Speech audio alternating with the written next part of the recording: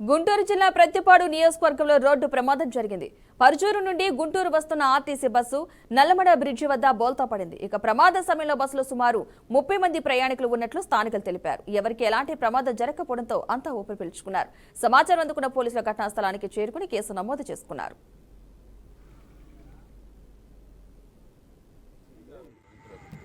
మంచు దెబ్బకి కాస్త కన్ఫ్యూజ్ అయ్యి సైడ్ లాగి బండి వాలిపోయిందండి.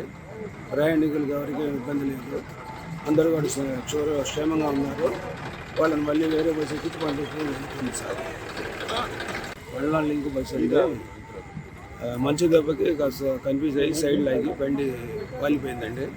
ప్రయాణికులకు ఎవరికి ఇబ్బంది లేదు, అందరూ కూడా క్షేమంగా ఉన్నారు. వాళ్ళని మళ్ళీ వేరే బస్సు ఎక్కించి పంపిస్తుంది సార్. వడలాల్ లింక్ బస్సు అండి. మంచు దెబ్బకి కాస్త కన్ఫ్యూజ్ అయ్యి సైడ్ లాగి బండి వాలిపోయిందండి.